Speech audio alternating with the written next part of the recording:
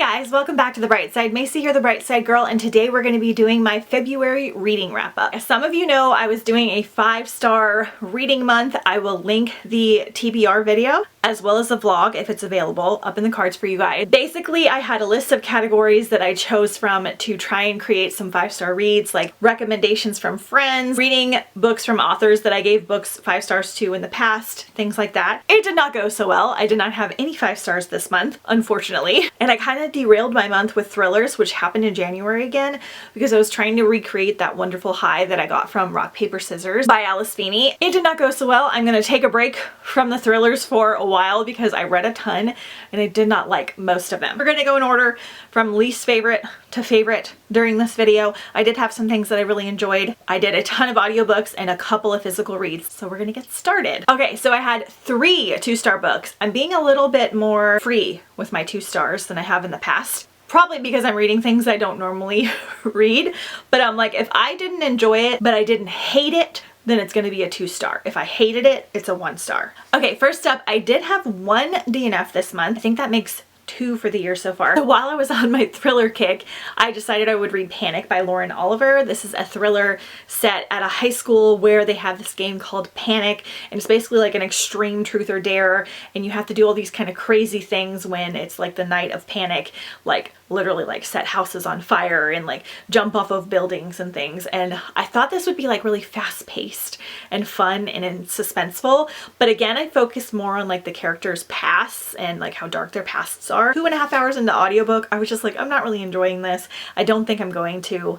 So I wound up DNFing and I'm going to unhaul. We're going to go in order. So I had 3 2 stars. So all of these were on audio. Sometimes I Lie by Alice Feeney. So this was actually the last Alice Feeney book that I read for the month. I finished all of her books except for one that I'm saving for Hike-a-thon. I really loved her Rock, Paper, Scissors book so much. It's my favorite book of the year. So I wanted to read all of her things. And the narrator for her books is usually Stephanie Rainsine. There's another guy narrator as well that reads some of her books that I really enjoyed. So in this one, we are following a woman who is in a coma. She got into like a car wreck and she went into a coma. You're trying to figure out like why she's in this coma, what happened to her, and you're also getting glimpses into her past. You're trying to figure out if it's like her husband or a family member or a random person that's doing this to her. What I love about Alice Feeney is her writing is phenomenal and it sucks you in and you want to know what happens. Keep in mind, I am not a big thriller person, or I'm just a very picky thriller person. I don't like incredibly dark, depressing type of things, and that's how this one more was. There are lots of trigger warnings in this book. There's like rape and abuse and like all kinds of things that I did not enjoy. This one was my least favorite, I think.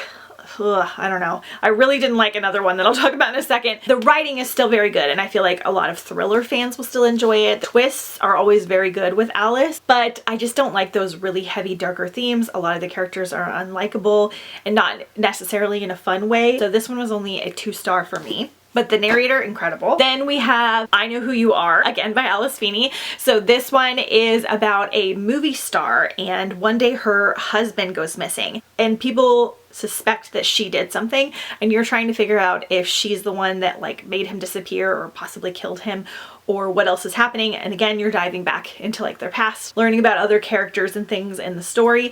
I was actually really enjoying this one almost until the end. There were some scenes that happened with a younger character that we bounced back and forth between our movie star character and then like a younger character, and had a lot of like child abuse. The child had like a really terrible home life and there was some child abuse things, some animal abuse things, and I just really didn't like it. It was very bothersome, like not enough for me to quite DNF it, but I just did not enjoy it. It felt like it was overly dark. So while the twist in this book was technically very good and very surprising, it was really disturbing and messed up. I did not enjoy the twist. It was kind of gross. So I'm torn between this one being my least favorite and Sometimes I Lie because I enjoyed the majority of my reading time reading this besides some of the stuff with the kid until the end. And then the ending, while it was like surprising and shocking, I was like, oh, we did not need to go there. So again, narrator, amazing, incredible. If you love thrillers, you'll probably like Alice Feeney. Definitely look for trigger warnings. Then my last 2-star book was Darling Rose Gold by Stephanie Roble. I actually have already unhauled this one. So this one was interesting. You're following our main character, Rose Gold, she grew up thinking she was very sick and like her hair falling out and throwing up all the time, and the town coming in to kind of help her and her mom, who is a single mom. And then when she is a teenager, it comes revealed that her mom was lying and she wasn't sick and she was poisoning her daughter. So her mom goes to jail, and then 7 years later she gets out of jail and Rose Gold decides to let her mom come live with her. You're trying to figure out whether her mom is actually changed and feels bad about what she has done, and whether Rose Gold is actually forgiving her or whether she has some other plans in mind.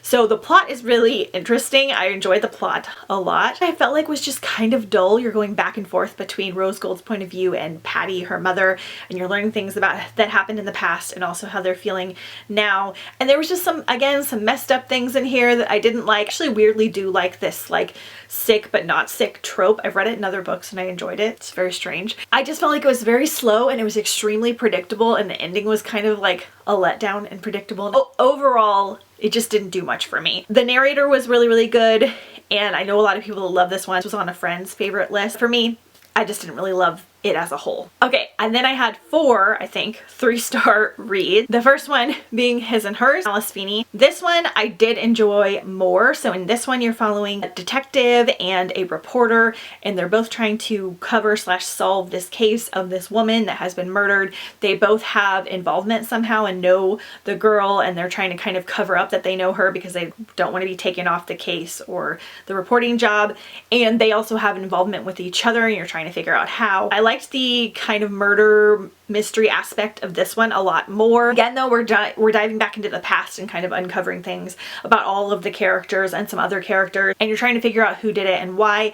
In this one, we have some glimpses into one of the characters' past where she's a teenager and there's like this girl group. There's a lot to do with like bullying and like grooming and some other creepy things in here that I, again, just didn't really love, but I'm not a big thriller person. I feel like I want to be like in the story, and I understand that some of the past and things have to be darker, but I don't know. I just found it bothersome. I don't like when books like actually change my mood and make me feel kind of like darker and sad or like scared or worried. And that one kind of did this a little bit. The ending I predicted very close to the end, but it was still a pretty good twist. I thought the twist in this one was better, and I did enjoy it more overall, but again, not a new favorite, so just a 3-star. Again, the narrator was Stephanie Rainsine, and then there was a guy narrator in here that was great. And I physically read Arclight by Jocelyn L. McQueen. I reinstated my gym membership that I let slide when 2020 happened because they shut down the gym and a bunch of other things. And I haven't gone back, and I'm so glad that I did. I'm like ready to be like my best self. But because of that, I like to go into the sauna at the end of the gym. Clears my sinuses, it calms me down, it detoxes you, and I like to bring books into the sauna. But I try to get beat up older books, like just in case, because it is hard on them to be in that heat. So this is an ex-library book, and honestly, like I was in there a lot and it didn't really damage it that much, but I don't want to take like a brand new book in there. I took this one because of that. So this one is kind of like a dystopian. There's like this thing called the Fade, and it has come and like destroyed everything, and they have created this like compound to be like safe from the Fade, and you're basically trying to figure out like what the Fade is. If you get like stuck in the Fade or lost with the Fade, you're not supposed to survive, and then one girl comes back and did survive, and you're following her. You're trying to figure out like what the Fade is, how she survived. I can't say too much more because it kind of uncovers it as it goes, but I really enjoyed this one. I found it really interesting. I'm going to read the second one here soon. It is a duology.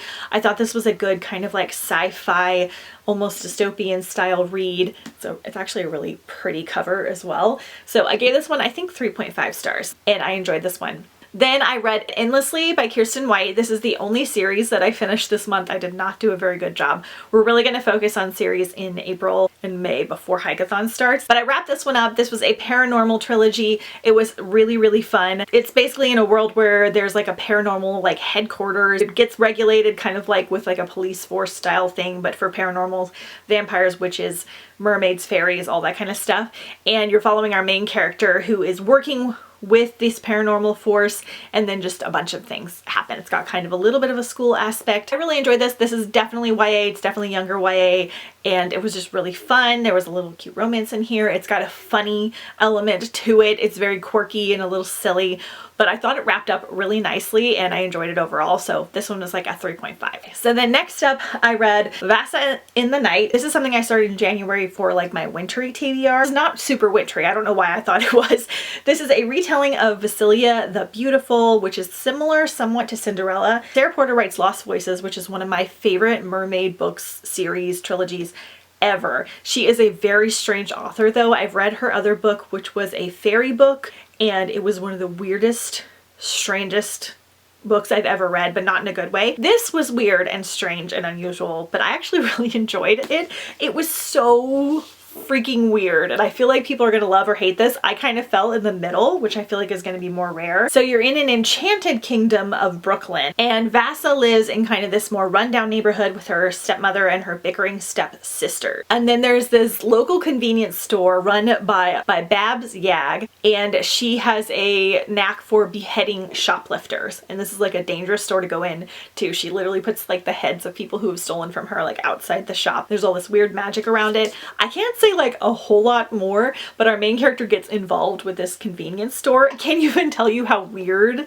and strange this book gets, and I'm not even sure I entirely get it as a whole because the ending was really weird. There's one part in the ending that I was like, wait, what? But I think I did enjoy my ride overall, and I gave it like a 3.5 star. This definitely won't be for everyone, but if you're up for like a really weird book, especially a weird retelling, it might be worth checking out. Okay, then I had one more 3-star read, and that was The Test by Sylvain Neuville. I almost gave this 4 stars. This is just a short novella, and this is the author of Sleeping Giants that I really love. It's one of my favorite trilogies, space-themed trilogies of all time. I wanted to give this short little novella a try and squeeze another book in. This one, basically, there's like a citizenship test that community has to take to become citizens of the US. And there's like a twist that happens with this test. Can't say too much more. It's a very, very short novella, but I really enjoyed it. At first I thought it was going to be too dark, and I was like, oh my gosh, I almost gave up, even though it was really short, but I'm glad that I pushed through because it was very unique and very interesting. I kind of want a whole book based on this novella. The narrator for The Test also is incredible. I ended up giving this one 3.5 stars. All right, then next and lastly, I had quite a few 4 stars. So I lied earlier. I actually finished 2 series this month. So I read Empress of a Thousand Skies and also Blood of a Thousand Stars, which was the complete duology for Rhoda Belleza. This is the only, I think, space book that I read this month. I had read this one before and I knew I needed to reread it to read the second book. I'm really glad that I finished this duology. The first time I read it, I just didn't remember much about it. It is narrated by Rebecca Solar. So Rebecca Solar is one of my favorite of all time. I so enjoy her. And in this one, you're following Crown Princess Rhiannon. She is about to take the throne. Her parents were killed like years before when she was younger, and she wants to take revenge on who killed them. And then when she's like about to take the throne, chaos ensues and she winds up having to like flee to save herself. While this is a YA space themed sci-fi book, this is very detailed and it will definitely not be for everyone. I wouldn't recommend this one for beginners of space books. I did really enjoy it, and there's a lot of lovable characters in here, but it is very, very, very detailed and you need to pay close attention. While I love Rebecca Solar as a narrator, this might be one that's better physically read for some people. It just depends on your relationship with audiobooks and space books. I gave this one, I think, like almost 4 stars, and the second one almost 4 stars as well. So I did really enjoy them, and they wrapped up really nicely and like kind of intensely. I feel like this could be some people's like new favorite duology as well. So I'm glad I finally got to these. Then I read The Brain is Kind of a Big Deal. So I gave this one 5 stars on Goodreads, but it's probably more of a 4-star. I just wanted to support this author because I love him so much. So this is just a kid's book about brain and heart, which is a really cute comic strip that I love by Nick Saluk. This is his kid's book. He has like a older, more adult version that's appropriate for kids too, but it's just got, you know, stuff that adults will like more. This is basically just explaining how like the brain and the heart work and things like that. Very cute. I love these comics. I follow him on Instagram. So really enjoyed this one. Then I read Deal with an Elf King by Elise Kova. Finally, again, this was on my 5-star TBR list to read. So in this world, we have elves and then township people. Every like 100 years or so, a human girl will present magical powers and the elves will come and take her to be their new queen. And she basically sits on the throne and kind of helps restore the land. The townspeople don't like this because they feel like they lose their girls and they never see them again. And it's kind of more of a curse. And you're following our main character who is very feisty and she is very ingrained in the townspeople. She does like these little tinctures to help heal certain people. There's a lot to do with like plants and nature and I loved that. Then one day the elves come and they have questions. And so I really enjoyed this book a lot. I'm glad that I finally got to it. I also found out that while this is a series, technically all of the books are standalone. So they're all set in the same world, but they have different characters. And I don't believe any of the characters come into play. So that's very exciting because I thought I was going to add another huge series to my list. And they're all retelling. So this is loose retelling of like Beauty and the Beast. And I think the next one might be Cinderella. I'm not sure. In the fall, they're coming out with the 4th or 5th one. And that's going to be something to do with the Siren Duke, so it's going to be mermaidy, siren-y. Very, very excited. So really enjoyed this one. Elise Kova is a self-published author. I love promoting self-published authors, but I just don't like a lot of the self-published books that I read. And this one was like top notch. So highly recommend, 4 stars. Then I read The Shadows Between Us by Tricia Levenseller. I adore Tricia Levenseller. I absolutely love her Daughter of the Pirate King duology. It's one of my all-time favorites. Her characters are so fun. They're so feisty. And in this one, we start out following Alessandra, and she basically starts out saying that they've never found the body of the only boy that's broken her heart. And she has a plan to go and like win the attention of this Shadow King who has these like mysterious shadows that follow him around and like kind of an unknown magic. She's gonna woo him and she's gonna take his throne and possibly kill him. You're following her. This is a standalone. I know there's going to be another one set in the same world. I enjoyed this so much. It was feisty, it was romantic, it was fun. Our main character was so fun, our love interest was so fun. This was almost a 5-star, but the ending felt like a tiny bit rushed to me, so I put it like a 4.5. But I will definitely be reading the rest of her books here very soon because this kind of cements her as like a favorite author for me. And I think I have most of her other books as well. Okay, and then my last 4-star and probably my favorite book of the month was An Absolutely Remarkable Thing by Hank Green. I read this as a buddy read with my friend Claire. So this is a sci-fi read. I believe it's young adult. Our main character in this one is like walking through the streets of New York and she stumbles upon this samurai giant robot thing and she calls her friend down. They take like a little YouTube video, post it on the internet, and it goes completely viral. Nobody knows where this thing has come from, and then these robot things start popping up all over the world and the government becomes involved and she becomes like instantly famous overnight with billions of views. So you're following her as she's trying to like deal with fame and handle all the pressures and all of this kind of stuff. She's also very scientifically smart, so her along with everyone in the world is trying to figure out where this came from, what it means, and it's just so interesting. It's got a little bit of Ready Player One vibes because you've got some nostalgia in here, some nerdiness, and a tiny bit of Sleeping Giant vibes as well. It was so fun. It was just such a fun read. I plan on reading the second one probably in April. It's a very long second book, so I'm really excited. The ending to this one left you like, but what do you mean? I need more answers. So this was almost a 5-star to me, and I feel like if I love the second one as much, I might bump this up to 5 stars. I just need some more answers before I solidify it as a new favorite, but I really, really, really enjoyed this one and highly recommend. So I had 3 5-star reads, which they kind of are cheating, and you'll see why in a minute. Okay, so my 3 5-star reads. So read the manga edition of Fangirl. So this is based on the novel Fangirl by Rainbow Rowell, which is one of my favorite contemporary books of all time, and I'm really picky with my contemporary. It's a new adult contemporary following Kath, who is going to college for the first time and separating from her twin sister. She's very shy and introverted, and she's very nervous about it, and she wishes her twin sister would come with her. She writes fan fiction based on Simon Snow, which is loosely based off Harry Potter, and in Fangirl you get little snippets of her fan fiction with Simon Snow, which is basically like a Draco Harry love story. It is so fun. Fangirl's amazing. I would recommend reading that book before doing these. This is the first half of the book. There's going to be 2 more. I'm really sad because they're not out yet, but this was done so well. It was my first manga, although in manga usually you read right to left, and this one we definitely still read left to right, like how a graphic novel would be, but they just did such a good job with the art and the story, and they captured it perfectly. So I gave both of these 5 stars. Fangirl is so good. There's a cute little romance in here, and it's just like a coming of age story, but it's done so well, and I love Rainbow Rowell's writing. Speaking of, I also read Scattered Showers by Rainbow Rowell. So this I ordered in January. It's one of the only new books that I have bought, but I love Rainbow Rowell so much. I have like one more book I need to read from her. This is just a short story collection, and it is so gorgeous, and I loved it so much. There are 2 like Christmassy short stories in here. So we have Midnights, which is a short story set around New Year's, and I read that one in My True Love Gave to Me, which is a holiday novella collection that I adore. Kindred Spirits, which was so much fun. It was about a girl wanting to like camp out before the next Star Wars movie. She makes friends in the group and is also kind of learning things about herself and becoming an adult. We have Winter Songs for Summer, which was so precious, about a girl that is heartbroken and listening to like the same breakup song over and over when her dorm neighbor decides that he's had enough and that she needs to listen to something else. So he gives her a CD of songs that he thinks she'll like for a breakup. Really cute. We have The Snowball, which is about 2 best friends in high school. The boy is going to a ball with a girl, and she's very upset about this because she might like him.